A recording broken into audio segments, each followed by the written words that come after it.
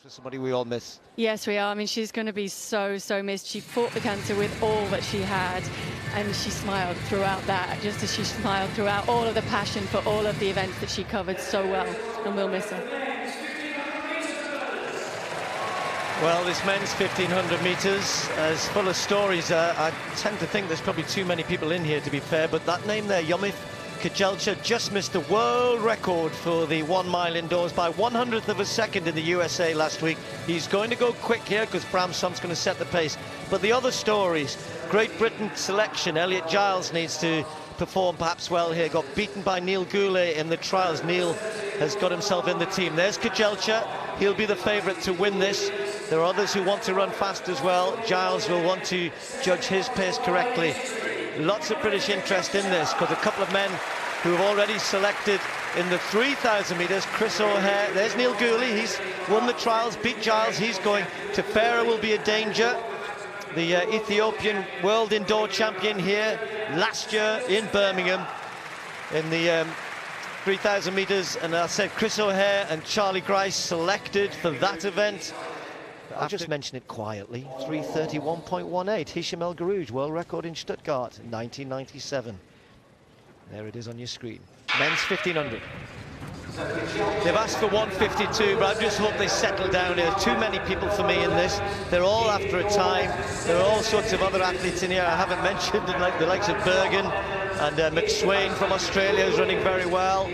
But the pace, Bram Som's job is to stretch them out and make sure hopefully nobody trips up, and thankfully, unlike the 800 metres qualifier, they've settled down. Yeah, you can always rely on Bram Som to get the pace rolling exactly what it was requested to be at, and he's done that immediately. There are 4 distanced from the pack, and Kejelcha is one of them.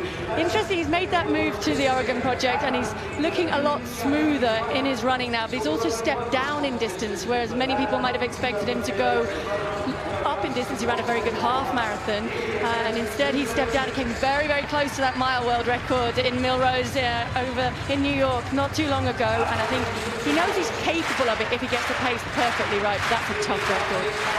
55, that's quick, probably good at the fronts. The 1:1:52-ish, they look like they're heading for that. He may well be taking a leaf out of the book of Haile Gebrselassie, of course, who was the previous world record holder before El Garouj at 1,500 metres indoors, rather remarkably. Anyway, we're well stretched out here.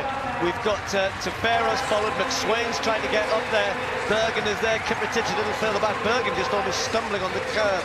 And then Neil Goulet is leading the British challenge, because Elliot Giles, Chris O'Hare, Josh Kerr, all sitting a little further back, a long way back, to be honest. Stuart McSwain is doing a very good job. He's trying to latch onto the back of Tefera there. Tefera almost hesitated on the start line. He was completely letting Kejelcha dominate this race and dictate where he was going to be, and then sit behind him. Got a quick shot of the British race.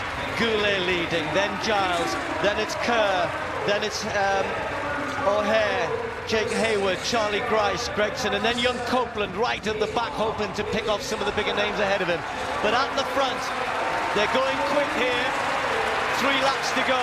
Kejelcha, Tefera, McSwain still following the pace. Kejelcha's got to let loose quickly, got to let loose soon if he wants to get a fast time.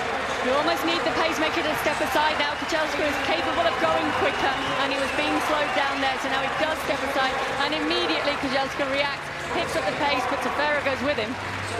2:21 is pretty quick, pretty swift through 1,000 metres. 2 laps to go, 400 metres left. If he can produce around about a 56 last 400, we could be on for a world record here. Kejelcha and Tefera, the fact that he's got somebody pushing him will help. They are miles ahead of the rest. McSwain is going well. Josh Kerr leading the train behind in the yellow strip, but out of the front it's Kejelcha and Tefera. And this is a real battle. Kejelcha has not got this one yet. Yes, he might have an extra gear. Yes, he might have a little bit left, but you can see he's worried. And this now, it was helping this point, but now it's going to slow it down because each of them wants to win the race. Needs around 27.5, 28 seconds for the last 200. Who's got it in their legs? The world record time, 3:31.18, and Tefera attacking round the outside. He loves the track here in Birmingham. He won a gold at the World Indoor Championships last year. Tefera is coming away. Watch the clock. 3:31.1 is the world record. I think he's going to do it. He has! By a 1/10 of a second. He looks as though he couldn't care less. Tefera is thinking, what's all the fuss about? I've just won, I've beaten Kejelcha. Come on, give us a smile. Well, well, well. That world record stands to no less than Hisham El Garouz, the greatest 1500-metre runner of all time. Just the smallest of margins, a little bit more, of course, than Kejelcha. Lost out on the record last week. He's knocked, 14 hundredths off the record. Kejelcha himself just outside. So he was in his slipstream, and he was just one plan in this race. I'm going to hang on as long as I can, and then what I've got left in the last lap, I'm going to go for it. And he judged it to perfection over this last lap. Kejelcha running slightly wide. I think that's just because he's a taller runner rather than he's trying to block. But then Tefera goes past down the back straight and manages to find that extra little burst of acceleration so that he's in again to run. So he's not running any further distance around that bend. Kejelcha tries to match him, tries to stay with him, but he can't do that. And now Tefera is away in this short home straight indoors. I don't know if he knew what he was shooting for. He was just trying to beat Kejelcha at that point and then look at the clock afterwards. Personal best for Kejelcha. That's small consolation when you've come aiming as he did for the world record, but it was still a good run from him. It was just that Tefera judged that perfectly. I'm going to hazard a guess that Samuel still doesn't know that he's broken the world record, because there's no reason for him to necessarily know what it was, or that he can notice that it is up there, the sign now. He's walking around and he may well see it. He certainly probably might not understand the PA, I don't know. But anyway, this is confirmation.